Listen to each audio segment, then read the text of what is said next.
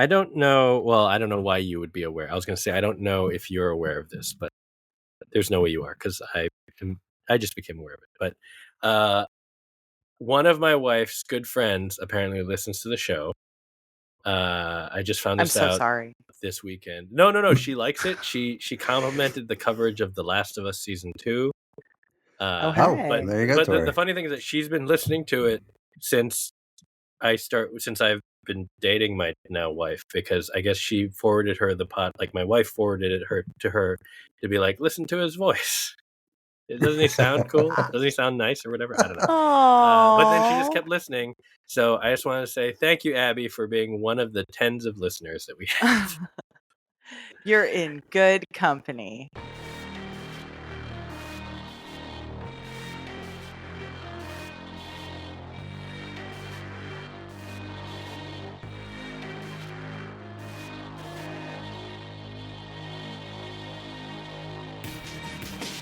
All right. That's so sweet. Yeah, it's very silly, but I was like, oh, good. Oh no, I hope I haven't said anything real dumb, because I probably have. I'm sure you have. He got the Chris O'Donnell glow up. I'm just gonna keep remembering that. Look, Chris O'Donnell also had a glow up, probably. I don't know. I mean, Chris O'Donnell didn't need a glow up. That man is just attractive. Are you sure? Do you know what he looked like, Dustin? And if you do, that's weird. Why do you know what he looked like? I actually, so when you said what do you that, mean, I know what he looked like? Googled it because I was like, did he have a glow up? Like, do I not remember? Was he one of those child stars? Because I was like, did he pull a Jerry O'Connell or whatever? I was like, what? So I Googled it, and I don't think he was really a child star. He kind of came onto the scene as a upper teenager, school ties, right? Yeah. Looking like Chris O'Donnell, and has continued to look exactly like Chris O'Donnell. He is television's sort of Tom Hanks. Like, it's just he just kind of looks the same. That's why it would be weird if Dustin knew what Chris O'Donnell looked like as a child. I didn't realize you meant as a child. Okay. I do remember. So right after my dad finally came out, the first time he mentioned a guy was we were watching Batman and Robin in the theater, and he turns to me and he goes, "That boy is fine." Which was a weird thing to hear from your dad, but also pretty cool. But when you think about Batman and Robin, I mean, that was kind of Schumacher's whole. Yeah, I feel like that was true. what he wanted dads to think. Mm-hmm. Yeah. Like, can I still make Robin bangable, but without having it be a teenager in short shorts? And he threaded that needle. He sure did it. He still made it creepy, but it was, he was fully clothed with nipple. I mean, it's honestly. Yeah. He really knew what made the character work and updated it in a way. Yes. Well, for all of us. Sure. For queer culture. Yeah. On that note, welcome to another episode of Podjiba, the Podjiba television podcast. I am the assistant to the comedy editor at Podjiba, Dan Hamamura. With me, as always, our Podjiba managing editor, Tori Preston. Wait, am I the assistant to the managing editor? No. I got demoted, remember? You did get I don't remember why. Look, Dustin just doesn't so. Remember, look, Tori, we need to say hi to Tori first. Hi, Tori. Hi. Hi. Look, before I introduce Dustin this week with whatever nonsense name he's come up with, Dustin continually refused to accept my authority as the comedy editor. Yeah. I would assign him stories specifically related to going to, say, beauty pageants in Maine, where Bill Belichick and his maybe fiance may or may not have been attending for comedy. Yes. And he wouldn't do it. And then, I don't know, because he's the owner or whatever, he demoted me. I actually don't remember why he demoted me, but that's my assumption. Anyway. That sounds right. But here's what's interesting is that you can be the assistant to the comedy editor, but there is no other comedy editor. So really, you're still forced to. It's like you get paid less, but you're still Yeah. doing the full job. So you can just say, the editor wants me to assign this to you, Dustin. Oh, And yeah. No, that's still going to happen. Yeah. Yeah. It's just that I'm now speaking on behalf of the comedy editor, which is currently vacant. So if you're looking for that job, talk to Dustin, who this week has named himself Dan's Op. I don't know what that means. That's interesting that and it's Dustin appropriate. rolls. Op is a Gen Z word for like my enemy or my opposition. Yeah. Oh, So okay. the girls are always, if I piss them off, they're like, "Dad, you're such an op." That sort of thing. Okay. Isn't and it's that OPP. just- It's not op like operative or like you're being shady or something. No, I think it's like opposition. Okay. It's opposition. It's from. I mean, it's you do what is it like op research or whatever? It's like when you're looking into your opponent. It's a It's a political thing. It's weird that they've co-opted that. It is a little weird, but it's one of the words that I like. It's not skibbity or cap. What's cap? Lie. Limit. They say no cap. No cap means no lie. Or no lie. Yeah, that's right. Yeah. Dustin doesn't love skibbity or no cap, but he does love glaze. He loves op. I don't know glaze. You I do like know you probably know glaze. What's glaze? It's like making my understanding, as explained to me by a real Gen Z person, is that it's like complimenting someone, but it's like over complimenting to the point of too sweet. Yeah, something like that. I'm probably getting it wrong, and I don't think we have any Gen Z listeners, so they probably won't correct us anyway. But I don't know. We'll probably be corrected by somebody. So, and then we'll be their op. Dustin, I don't it think can that's just be how a learning experience. They also say that's giving, which I think is from is that Gen Z? Because that's been drag I don't think culture. that's been around for a very long kind of time.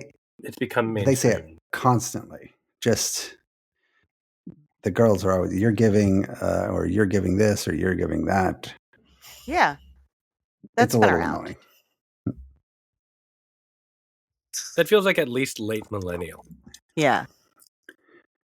Fine.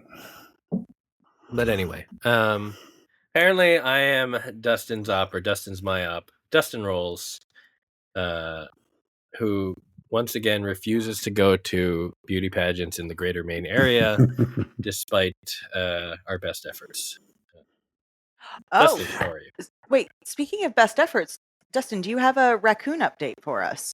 Oh yeah, I do. I resolved the raccoon problem, and it was with your best so tremendously easy. Yeah. I moved the trash cans into the garage, and then they had nothing to ransack, and they left. So, but this on Friday, the poor trash people came, and the trash people they give us these purple bags that you have to pay. They're like $20 for 10 bags, so they're like $2 a bag, and that's your trash bag. And that's how it works in our city.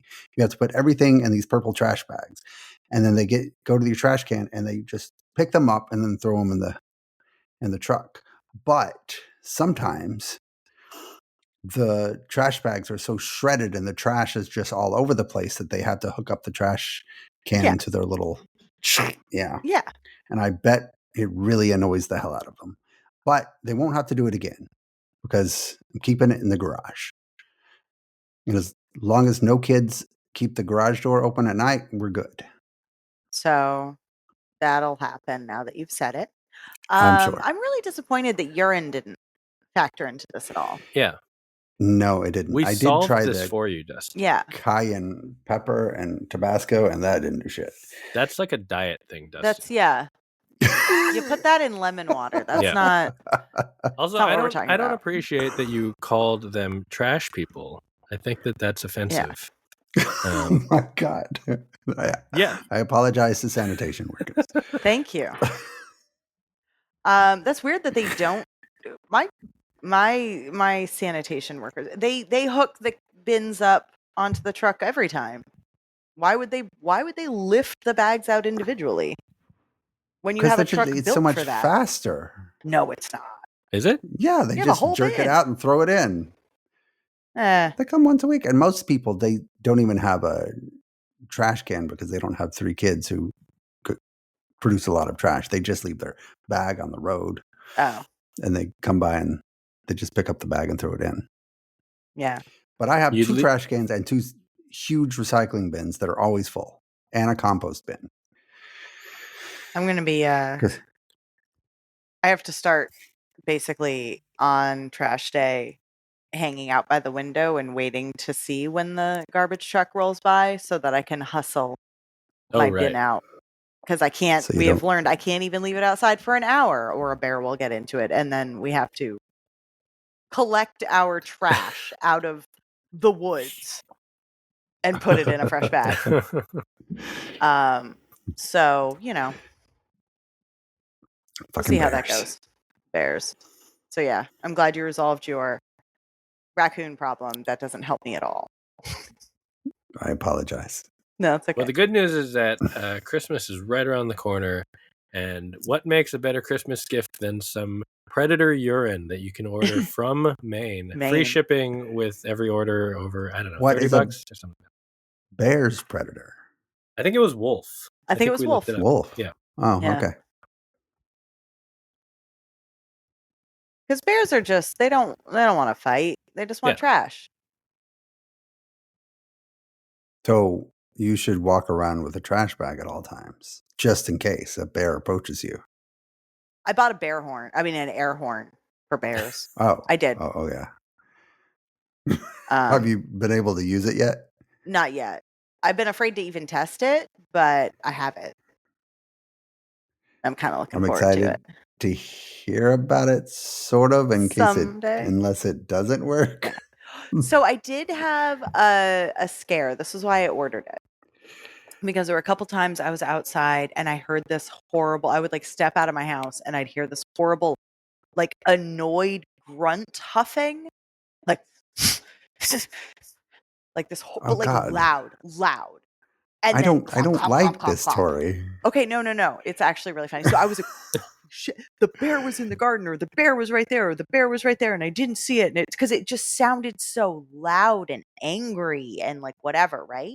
And it would keep, and the whole thing was that it would like move away, but keep huffing until one day, that like literally the day after I finally broke down and bought the air horn, ordered it. I heard it, and it was like 11 o'clock in the morning. It was like kind of late for bears to be out, right? And I turn around, I'm like, what? Well, early or late, depending. It was deer. That's what a deer sounds like when you spook it and it's like annoyed and doesn't really want to go anywhere, but like also is sort of like, ugh, you're a person. It is amazing. I always thought deer just sort of like threw their tails up and gracefully loped into the woods, like not around here. These deer have attitude. They have serious tudes and are very loud about it. So so I'm feeling a little better because all the times I thought there was a bear right there. It was not a bear, it was just deer, and I don't care about deer. They're fine. So yeah, the deer aren't gonna hurt you. No. I really don't like the whole bear thing being around your house all the time. Well, maybe they're not. Well, except for on garbage day. Okay. Then they definitely are. Anyway, speaking of garbage bags, Dexter's back. Oh, that is a good segue. That's actually a good segue. The episode, yeah. Perfect. I haven't seen the follow-up episodes, but man, that first I think they only had 2 out. Yeah. Oh, okay.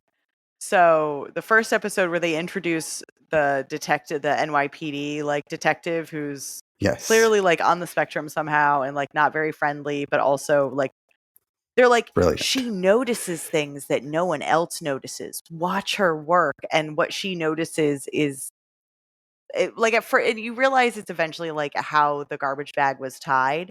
But at first, it looks like she just notices that all of the garbage bags have red ties as opposed to the ones that have yellow or green or because garbage bags, there are types of garbage bags, but there aren't that many options for a trash bag, right? So like she notices things no one else would, and it's just literally like as she holds up the garbage bag, she notices which ones have red ties. That's just a color. I'm pretty sure people would notice the color.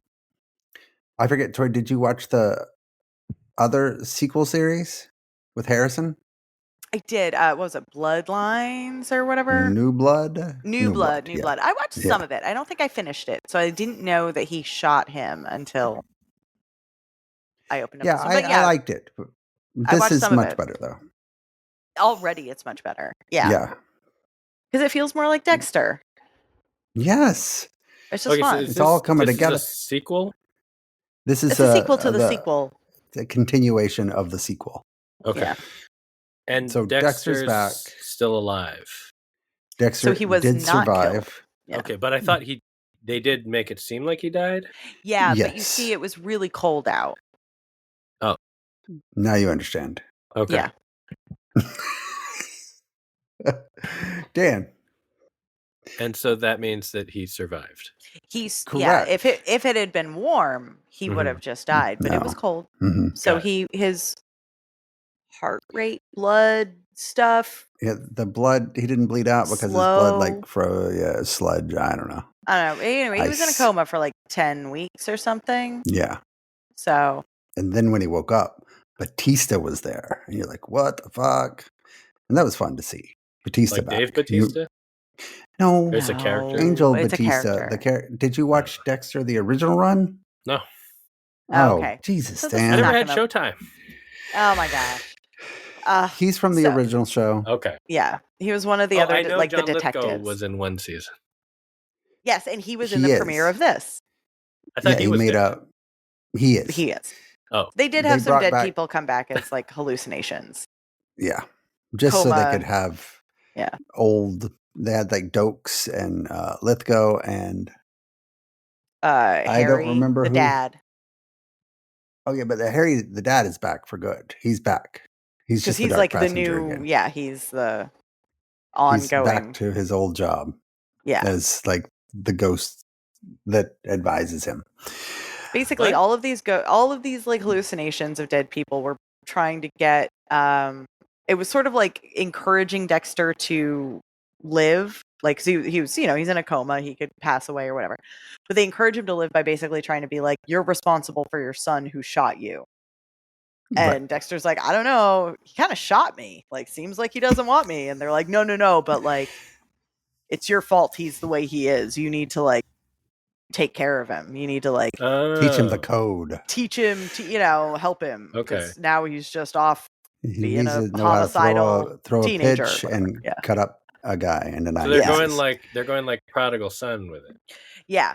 So Dexter wakes up and he's like, okay, and then he like looks on the news and there's a dead body in New York that's cut up exactly the way he taught Harrison to in whatever that other show was. So he's like, oh no, I bet that's where Harrison went. 9 and so pieces, Dan, in case you're ever wondering.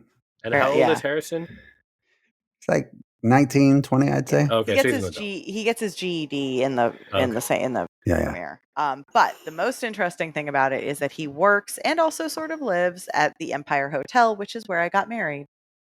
Oh. The TV version of the hotel looks a lot nicer. Is it called the Empire Hotel and it's not, or is it actually filmed there also? It is. I think so. I think most of it is filmed there. Like when they're. Oh, okay. It looks like the interior. I mean, I guess when I say looks nicer, I don't just mean like the look of the hotel. It's sort of like the way, because Harrison works there, they have like the boss who's like, pushing them to like, you have to be the best staff and you have to help out. Like the way they act, like the staff treats the people at the hotel. I'm like, that place was, I mean, it was nice-ish. It was not that fancy. Like no one was fixing my watch. It was fine.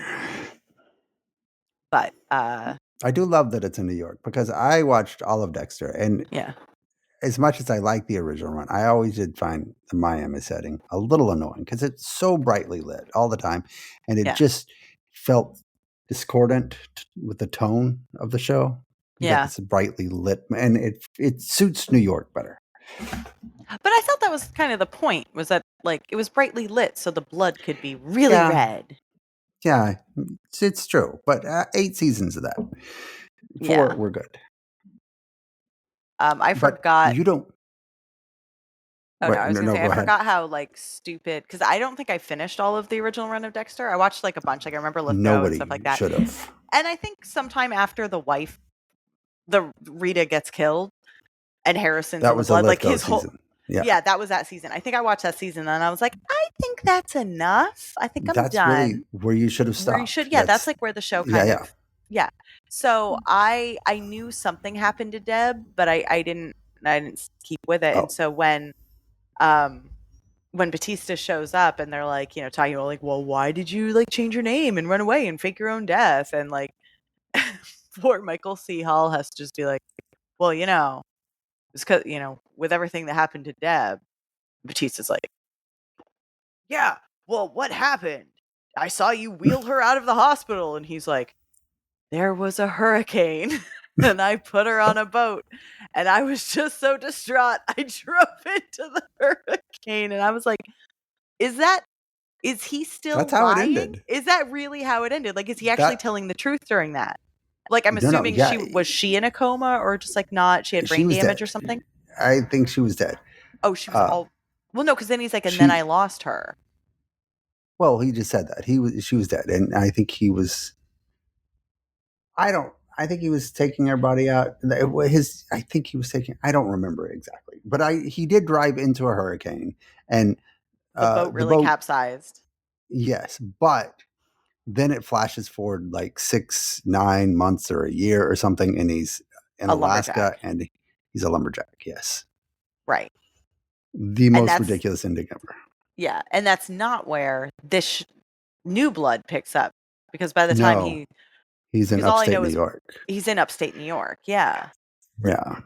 Because they're like, New York City is only 4 hours away. And I was like, that's not true if he was in Alaska. No. Whatever.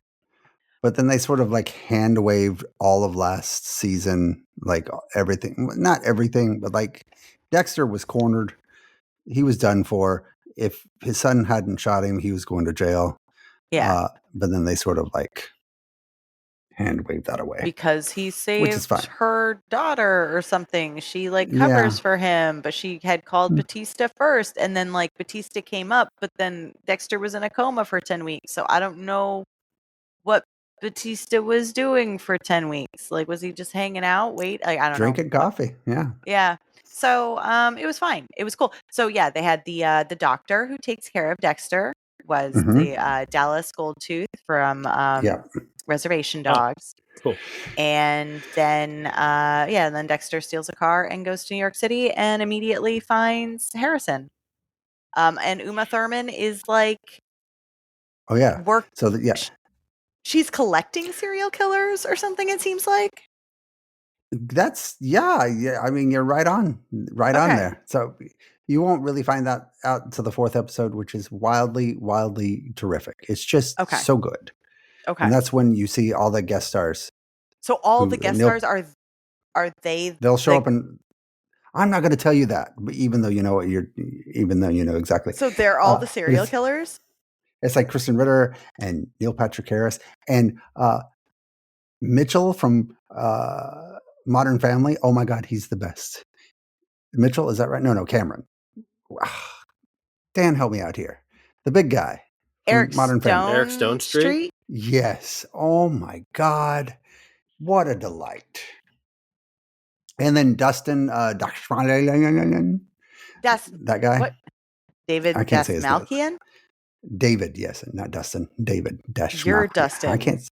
Yeah, that's right. Thank you. You mean Murderbot's David Dastmalchian? Yeah. That's right.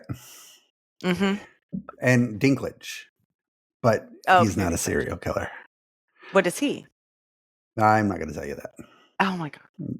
It's so much fun to discover this. Yeah. It is really, really a joy.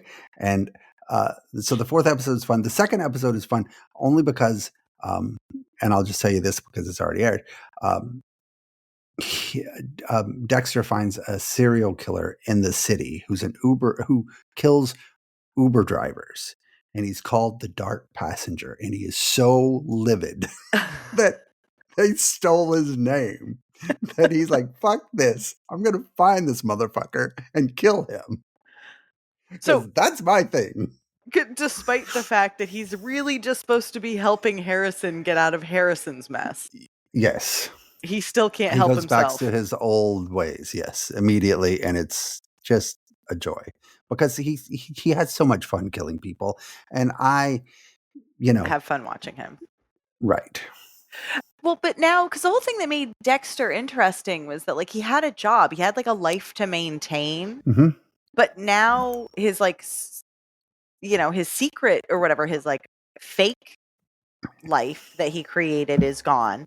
He can't go back to being Dexter. Or wait, he is Dexter again. He is Dexter. He is, because like that's the one thing Batista says is like, I made you, like I essentially reversed your death certificate because like you're clearly not dead. So now like all the stuff that could be pinned on Dexter can be pinned on Dexter. But he doesn't have a job. Dexter like gets how the is drivers? He... Oh no! Dexter becomes an Uber driver. Oh, that's how that's how they're having him make money. Right, because he wants to be an Uber driver so he can find this the guy. Dark Passenger. And why, when he got a driver's license, Batista isn't able to immediately find him, I don't know. But Batista is in it a lot. Okay. And like the great thing when Dexter's good, it works because there's like a lot of intensity and suspense surrounding if he'll get caught or if Harrison will get caught, and everyone's closing in on them, and it works really well. Yeah, and he's still got the code, so he only kills bad people, and as you surmised, he finds basically a nest of bad people. I'm so excited. Yes. Okay. All right, so I guess I'll have to watch that. You should. You really should. I want to share what I know about Dexter. Now, please do. Now that I've heard you speak upon it and also done some light Googling, Batista is played by David Zayas, who's married to Liza Colon Zayas. Yes. Bear. So that's cool. Yeah. I'm into that. There is a prequel series called Original Sin, which is what I thought you guys were talking about this whole time. That was this a bad is not show. it, but that show also is still on. Yes, and because that's coming back for a second season, and that aired earlier this year. Yes, inconceivably. And no one knows. Nobody cares. And it doesn't have Michael C. Hall in it, which is what makes it shit. Well, he does a voiceover according to IMDb. Right. Yeah, it's true. And also, the one where he's in upstate New York, somehow, I remember I watched the first episode, even though I've never seen Dexter. And I thought it was fine. No Dexter, you watched the first episode of the sequel. I watched the first episode of the sequel, and it was great. Fun. It was fine. I didn't dislike it. It was fine. It wasn't for a couple episodes, but then it got really bad. Okay. Well, my thing with that one, I wanted it to be good for the reason I want most things that Clancy Brown does.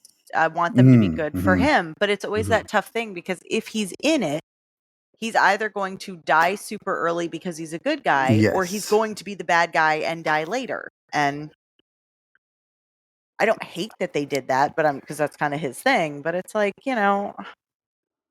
it's just really hard for me as a Clancy Brown fan, to know what I should be rooting for. I have a short unplanned segue because Dan mentioned episodes of shows he's never watched before. I watched the 27th premiere of Big Brother. I have never seen an episode in my life. Yes, I can talk about this. Dustin, first of all, what did you think? What made you watch it? Who's your favorite? Well, you made me watch it. I was like, I want to see what this is about. Dan loves it. It can't be that bad. I don't know that I would say I love it. I would say that I watch it. I hated every single person, but it's just the first episode. it Dustin, took how half dare an you? hour. That is America right there, Dustin. It's not all this. It's not the Survivor stuff where they're picking like everyone who's like, oh, we're gonna get woke Brooklyn, That is crazy, non-binary. though. It's like we're gonna pick weirdo from like random place you've never heard of in the country who does random job that you don't really think about. Who and wants to make money. Yeah. What I'm assuming, my impression of Big Brother has always been like unlike real competition shows where people ideally hone some skill or come prepared to do something. Yeah. Big Brother is just, I am willing to walk away from my life for a set period of time and stay in a house with people I don't know and do nothing while being filmed constantly and maybe get money. Yeah. Well, see, there are a lot of challenges. Yeah. This is my But takeaway. are they challenges you can prepare for? No, they're terrible. They're parlor games, They're very right? weird and confusing. Yeah. But I will say I haven't seen the second episode yet, but the way it sets up the strategy for coming head of household and picking people and then voting people, that actually sounds like it will be fascinating. Yeah, that part is the most interesting because the way it works is like if you win there's a competition for head of household, and if you win that competition, they do one every week, and if you win that, then you're safe, you can't be eliminated, and you get like perks, like you get to live in the nice room and you get like nice snacks, which you can share with people if you want, but you don't have to. But you're safe, and then you have power, like you get to pick which people are up for elimination. But then obviously those people are going to be mad at you because you put them up for elimination. And then the next week you're not allowed to compete in the head of household competition. So you're automatically vulnerable the next week. So you have to navigate it in a way where you're like, obviously it's nice to be safe. It's nice to have power, because then also that eventually that comes back to reflect on you. Is like, look at how much I controlled the game. Yeah. But you need to navigate it in a way where you either don't piss off, you at least can't piss off the wrong people. So then, how do you determine the ultimate winner? Like, does a household get winnowed down? Yeah, there is. So they eliminate people every week, and then you get down. Once they get down about final 10, then they start putting people on jury. Right? Can I let me, because I don't know how this works yet, because I haven't seen it second episode, even though it's already out. Yeah. They eliminate one person a week. Yes. And how many episodes? Sometimes they do two, but usually it's one. How many episodes are there each week? Each week there are, I believe, 3 episodes. So the Sunday night episode is the one where they said that, like, the end of the Sunday night episode is always who's going to be put up for elimination. And then the next episode, which I believe is either Tuesday or Wednesday, I think it's Wednesday. Either way, Tuesday or Wednesday, whatever it is. The second episode, the first thing you get to is one of the main things is the competition, because they have a competition for what they call veto. So after you know who's up for elimination, then they have a competition where the people who are up for elimination compete, and then a couple other people compete. And that's either picked by like random draw, or sometimes people get to pick who does that. Whoever wins that wins veto. And then veto, you get to pull someone off. You get to save someone from being in danger. So if someone in that competition wins, then they'll probably just, take themselves off, make themselves safe. And then the head of household has to put someone else up for elimination. And then the last episode, which is always the live, which is almost not always, but that's if they do a live episode, that's usually the live episode. Or is it always live? I don't know. I'm not a scholar. I've just been watching the last couple seasons. Mm-hmm. But that last one, so they have another competition there where, because they put 3 people up for elimination every time, then they added this thing where they do a competition on that episode, and then whoever wins that is safe, and then the other 2 are up for vote, and then the household votes, and they vote one person out. I see. So and they do that basically every week. So Sunday is when you would find out head of household? No, head of household then comes back in often in the Sunday night episode. Wait, that's what I was this saying, first episode that I watched, when did that air? That was either Wednesday or Thursday. That was just the introduction. Yeah. Okay, which was interminable. You have to meet all the people, Dustin. God, it was literally 30 minutes of meeting these people. Yeah, it does take a while. But it's because you have 16 people from all over, and then also Rachel from Trader season 1. Yeah. That Which was I kind of honestly fun. didn't remember that she was on season 1. But Well, I know her from Amazing Race. I think she's been on 2 seasons of Amazing Race. That sounds right. So, and then there's a whole other thing. Sorry, there's one other thing which I definitely am not a part of this, but just because the time commitment. But they do. Big Brother does live feeds. So I'm not doing that. If you watch the live feeds, actually, it turns out that most of the time they're not actually playing the game. Like the live feeds, they are genuinely just living, trying to coexist, because you couldn't be on the whole time. So there's kind of almost like it seems like it's evolved into this thing where there's almost like an unspoken thing where when you're not like on, you're basically just trying to exist and like live your life. But then like, there are periods of like, okay, we actually have to talk strategy. We actually have to talk game. So they're not doing that randomly all the time. A lot of times they're just, coexisting and making food and working out and trying to. Yeah, there's like 15 20 something influencer types, and they're jocks and like weirdos, and then like one dad. No, Dustin, that's not true at all. It's a military guy. There's a bull rider. There's a guy. There's a guy guy. There's a guy who. Yeah, but but he's not an influencer. He's a weirdo. Fine, but he's a professional athlete, Dustin. There's a guy who played minor league baseball who like might be on the Savannah Banana, or he mentioned randomly. In the second episode, he mentioned that he might be like that. They contacted him, so maybe he'll get a tryout, maybe after the show's over or whatever. Also, it's very funny because that guy Zach. So he's it's just funny because he's obviously he's in really good shape. He's tall. He's very religious. He's half Filipino, and there was a person last season who fit that exact bill, but apparently was insufferable and got voted out very early. And but it turns out that Zach is not that. So people were like, apparently the people like the community that watches a lot was like, they were instantly judging him like, oh no, this is another Matt. But then they're like, oh, thank God he's not Matt, because he's not a total weirdo. So there's that kind of thing. I'm going to stick with it because I don't think I assume that I'm not going to hate them all after a few episodes. I assume that you'll find some that you like, but they are really obnoxious. Maybe you just root for Rachel to just destroy them all. I kind of like the unemployed guy for some reason, even though I hate his mustache. Yeah. I will say one thing. Apparently, Suri has said that this was so much harder than Survivor because she was on a couple seasons ago. I can see how the strategy would be more complicated because it's also like 3 months. Like if you're in the house the whole time, you're there a long time. So just like the stamina it takes to do that, and people who have been on the show have talked about how, especially because it's so long, like the first few weeks, you're basically just not trying to piss anyone. Like if you go hard immediately, you will be out. Like you can't. Nobody wanted to be head of household. Yeah, no one wants to be head of household first week because it's always a curse, and it like you just make enemies right away, and then you just become the easy target week 2. Yeah. But this is very exciting, Dustin. All right, I'm excited for you for this journey. Wait until you get into Australian Big Brother.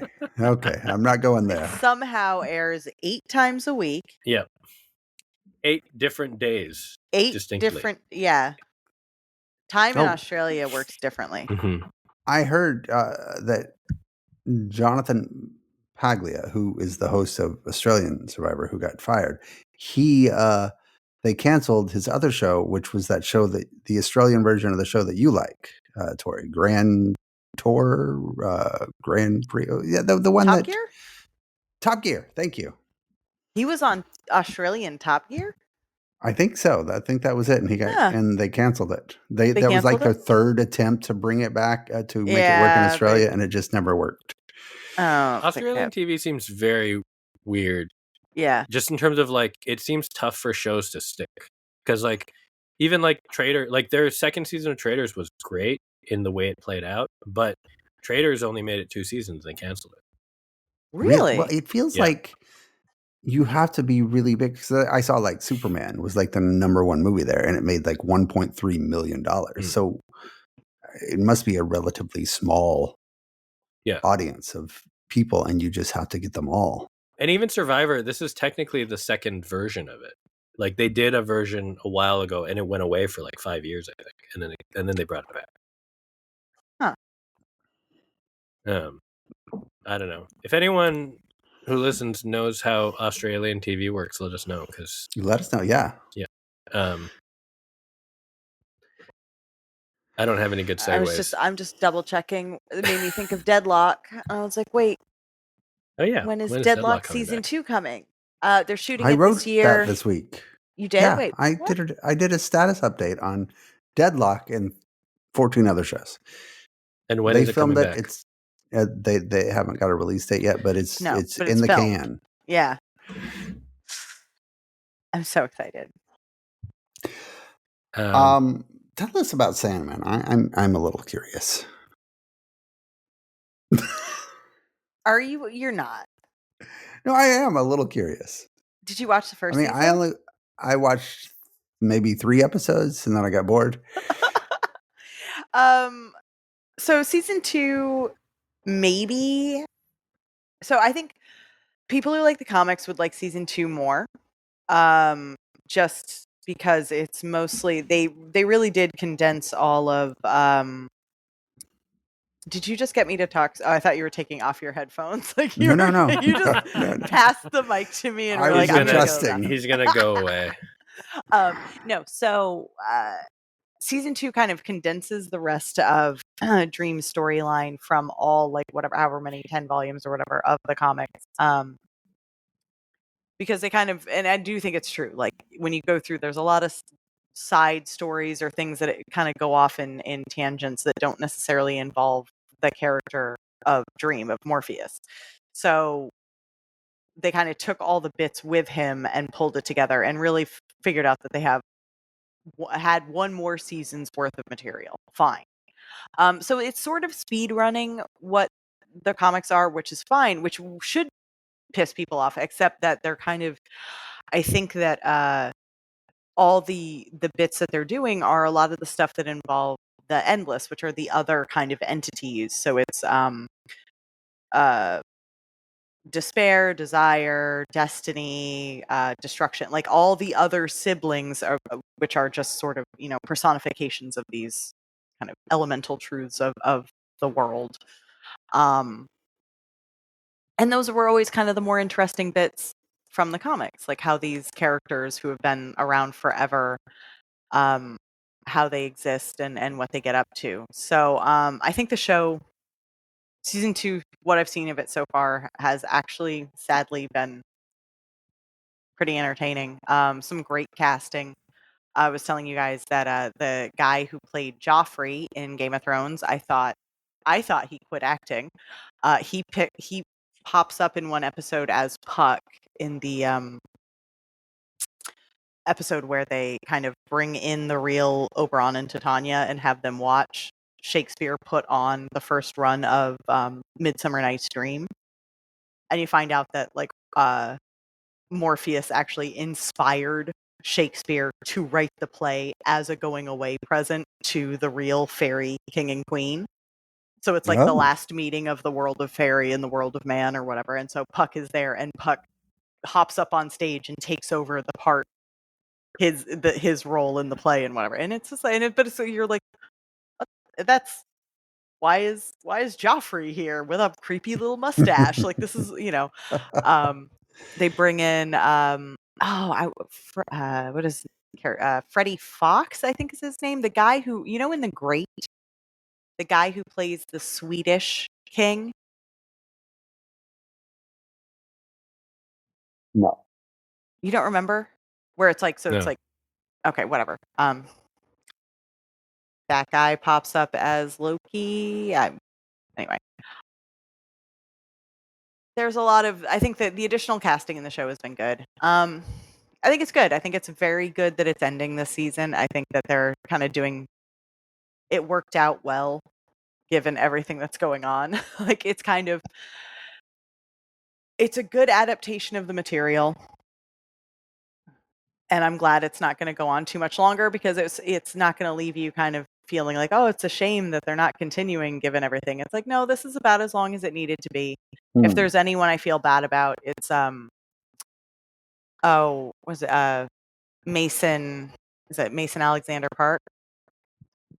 Yeah, who plays Desire. Williams, yeah. They're great. Huh? They're great from Billions. Something has happened to Dustin's audio. Yeah, your audio got all weird. Oh, and now he has no microphone. No. Oh yeah, you're gone. Now he's back. No, Bluetooth, Mason Alexander no Park microphone. was in Quantum Leap. Oh. Yes. And yeah, Dustin's you are muted now. Muted. Okay, he's figuring it out. Anyway, like that would be the shame. Like there's just the cast in it is really good, but it's like, you know, if you haven't started the show, don't. If you had started the show, I think it's fine to continue through the second season because I think it's nice knowing that it's ending and it's a really it is a strong adaptation and it's not like the material is ever gonna be adapted again, probably. Mm-hmm. It's just so I don't know. And if you don't want to watch it because of all the stuff with Gaiman, that's also completely understandable. But the cast does a really good job. I wonder if you're someone who doesn't watch very much TV, despite their claims to watch a lot of TV, and just you sort of forget that new stuff comes out. Yeah. This is a show for that person. Yeah, I mean, I don't think you need, like, if you haven't read the comics, I don't think you need to know it. Okay. At all. Like, I think the show does a good job of kind of doing it, giving you the information without feeling, it's like, because it's that weird thing. Sometimes with adaptations, it's like, if it's too faithful, you're just serving the people who already know the material anyway. Right. So what's the point? Right. And I think this kind of does that line of like really getting doing a really good job bringing it to life, but also doing it in a way that feels inherently like a TV show and accessible to people who maybe have never read a bunch of old comic books. Mm-hmm. But given that if you know nothing about it coming into it, it's weird. It's a weird setup for a comic. It's, you know, some weird god who just controls dreams and his various adventures with gods and man. Like, it's just... I've been keeping up with it on Netflix because I check the top 10 every day. It's not doing well, but it's doing better than the Lena Dunham show, which didn't show up at all until today at number 10. Yeah. Oh, really? Yeah. And you saw a little bit of that? I've seen 4 episodes now. It's called Too Much. Yeah. Am I the only one who watched it? I didn't watch it. No. I love Meg Stalter, but like... Yeah. So it's called Too Much. It is co-created by Lena Dunham, and I'm so sorry I'm blanking on her husband's name, but she co-created it with her husband. It is meant to be semi-autobiographical of like, because she moved to London and then met her husband and they got married. Meg Stalter and Will Sharp are the leads. So it's kind of like a rom-com dramedy-ish, but so I've seen 4 of 10 episodes. It's improving from what I've seen so far. So the first 2 episodes were very... I understand, like, in this setup, because it's fundamentally about these 2 people meeting and then their relationship. So the first 2 episodes are really mostly set up, and even like through episode 4, it's kind of like you're still kind of setting it. Like through the 4th episode, they've known each other for like a week and a half, so you're still like very early days in this relationship. But the first 2 episodes felt very, for lack of a better term, like sanitized. Like there wasn't anything exciting. Like it wasn't bad. It was fine. The cast was really good. But it felt very straight ahead. Like we're just trying to get all the information out. Like it felt like it had that kind of like you have people like Meg Stalter, you have what's her name shows up briefly. Rhea Perlman shows up briefly, like as her grandmother. I'm blanking on so many people who are in it. Rita Wilson is her mom. Michael Zegan from Marvelous Mrs. Maisel is her ex. Richard E. Grant is in it from. Is he in the first episode? What? Anyway, he's in it. He's in it as her boss in London. That's and he's just like kind of a weirdo. So it's great. It's a good role for him. But it felt like it's hard watching. It was a little bit hard to learn to watch this show, knowing like having watched Hacks and having seen Meg Stalter there and seeing what that show, which is very much a comedy, does, you know, with editing, with the pace to like really accentuate the comedy. Whereas here, it felt much more, even though it is comedic, it just like the pacing was kind of weird and slow, and it didn't feel like it was, I don't know. It just didn't feel like there was much. It kind of felt like one thing that I thought was, you know, I kind of want to see the HBO version of this show. Yeah. Like it almost felt like a house style thing. But I will admit, so that's after 2 episodes. I wasn't that thrilled with it. Episode 3 is a little bit more interesting, in part because it's just like the setup of episode 3 is Meg Stalter and Will Sharp just like over the course of one night, like together in the apartment, and they're but like she is like, I'm getting in trouble at work, I need to go to sleep early, and they keep finding excuses to, you know, stay awake and hang out and hook up and everything. So but like that, because that was so focused on the two of them, and it was already kind of like a break from what was kind of like a traditional episode formula. So that already felt a little bit different. And then episode 4 is built mostly around a party with Richard E. Grant, and then Naomi Watts plays his wife randomly, and then like her coworkers. So her office space is much more strange characters, and like that feels more comedic. So because it's built around them and around all of them at a party together, then like that had a much more like comedic rhythm. So the show's starting to kind of like show, it's like, oh, all of these things are here, and like there are a lot of enjoyable elements here, but it hasn't come together yet, at least through 4 episodes. But do you think it's like,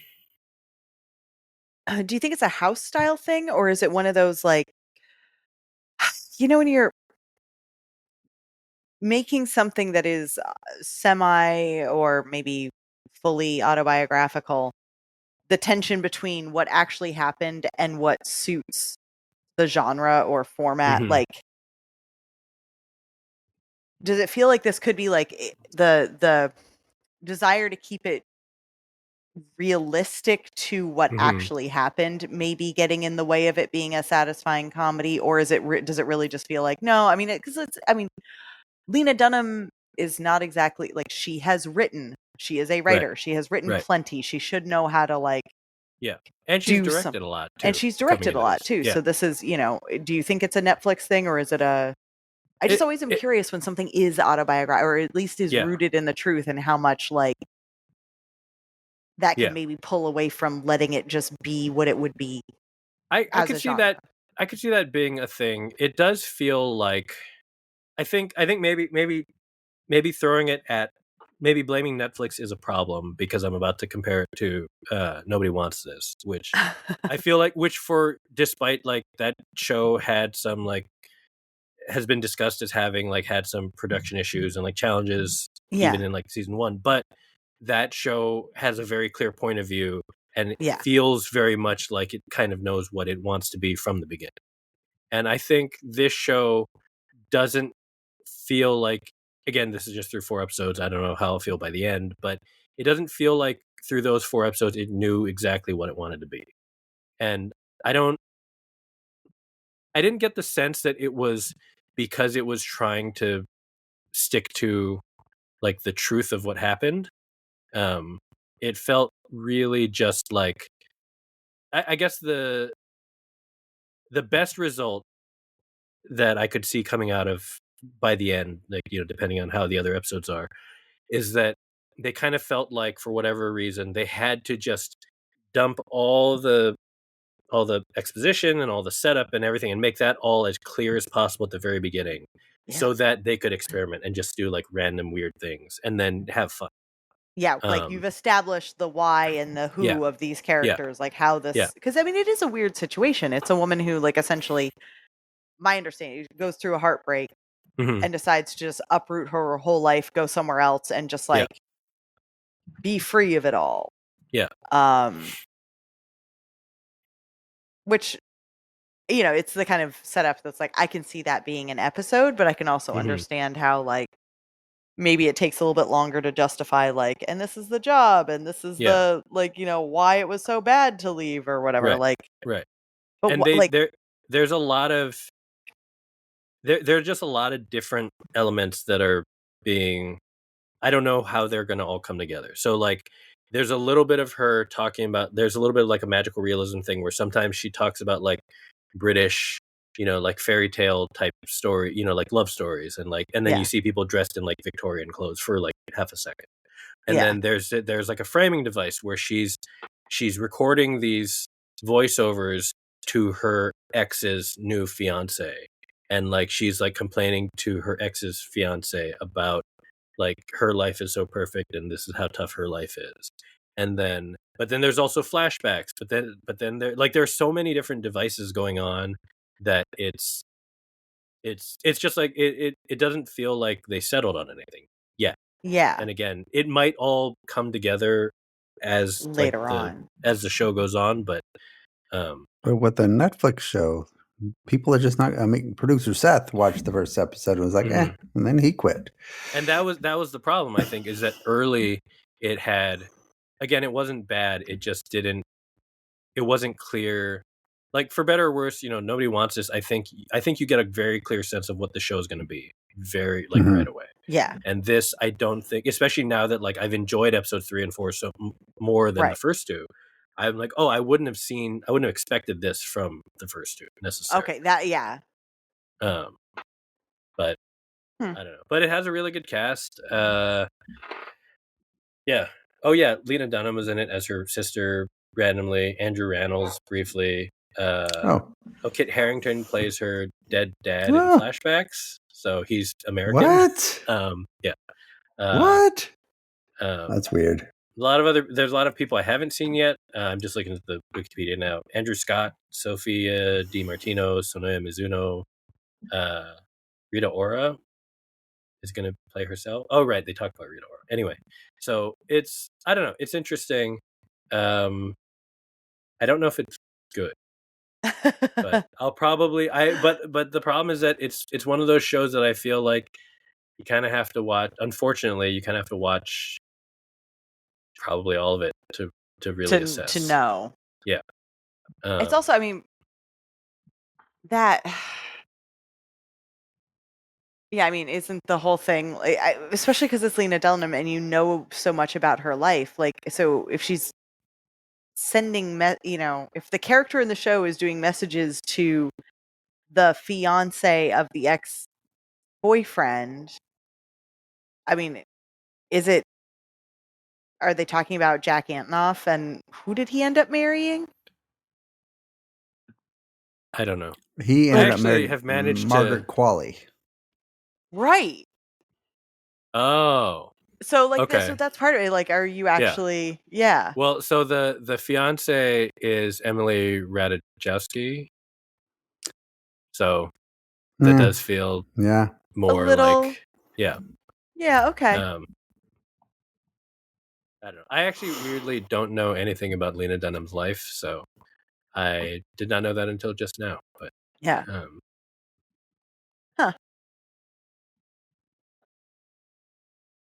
Anyway, so you're sticking with it. I am like right on the edge, but I think I will. The third and fourth episodes gave me enough new and interesting, just like storytelling. I think I want to. I want to see. I want to see if that continues. Yeah. But I don't know. It does feel like a weird show still. Yeah.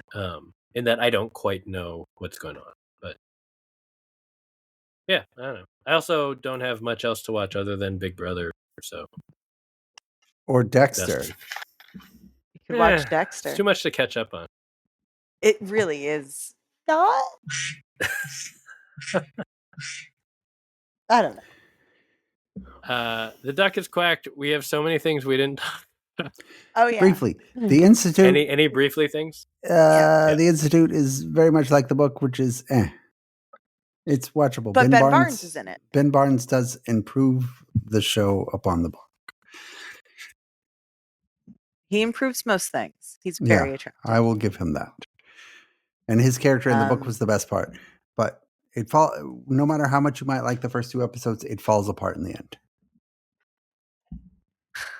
So you don't know that. Oh, wait, have you seen the whole thing? No, but I read the book and it falls apart in the end. Yeah, but what if they fix it? It's possible. Murderbot ended. Poker Face ended. Poker Face ended with like Murderbot, but the last 5 minutes I liked. Yeah. The last 5 minutes were basically the entire actual end of the book. The finale episode was kind of funny because it's like they invented a bunch of stuff to give characters more to do, because the actual end of the book is just this 8-page chapter where nothing happened. It's just all very very quick, and that's what the final couple of minutes of the episode covers. It's a sweet, touching end that I will watch. I will continue watching because of that. Good, I'm glad. So Dustin has been converted. I haven't been converted. Murderbot. I'm also going to watch season 2 so I can continue to give Tori shit. You know what? Whatever it takes, Dustin. Yeah.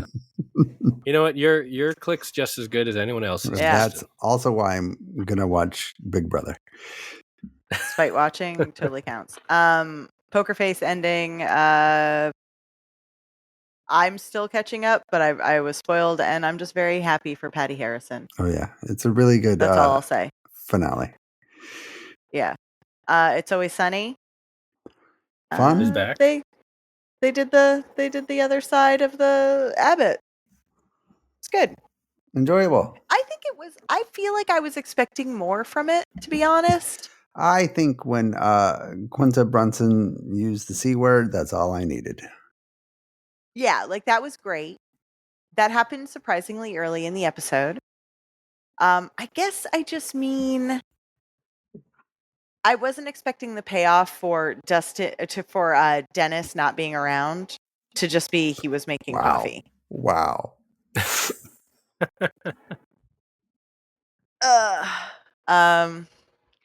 It was good. It was funny. I kind of was happy that when it was, I enjoyed it, but I was also happy when we could move on to the more normal It's Always Sunny episodes, because then they followed it up with the whole Dead Frank is Kate. And that was great. Fantastic. Yes. So, good show is back. Yeah. All right. Well, that is this episode. We will probably be back next week, but I feel like we didn't actually address the fact that we were gone last week. And I just remembered. Because, I don't know, stuff happened. Don't worry about it. It was the 4th of July. There wasn't a lot going on. Well, it was the 4th of July week. No. We recorded 4th of July week. Yeah. We didn't record after 4th of July. Well, no, it was the impact of the weekend following 4th of July, where everyone is busy and no one's watching TV. And then on Monday, you're like, what am I supposed to talk about? I'm behind. Yeah. No, I understand why we didn't do it. I'm just saying that, we didn't. I forgot actually until now that we didn't even record last week. That's how much TV we missed, that it had no impact on us. I spent the weekend watching Ballard, which I loved. And everyone should watch it if you like those kinds of shows. Speaking of, Dustin, how is Yes. Countdown? Terrible. You Continues to be promised you would terrible. keep watching. It I continues am to be terrible. still Nothing watching it. Nope. It's just awful, and it makes no sense. That's the problem. It's not just terrible. It's just I have no idea what's going on from episode to episode. There's like this fissile material that everybody keeps trying to track down. But there's these missions that don't seem to have any relationship to anything. I don't know. It's dumb. It's terrible. Does every mission involve somebody going undercover? Yeah. Yeah, that seemed to be But the whole not in point. a fun way. No. Not like Alias. Yeah. I hate it. And that is exactly the note that I think we should end on tonight. Yep. So we'll be back next week, probably. But have a good night. Good night, everybody.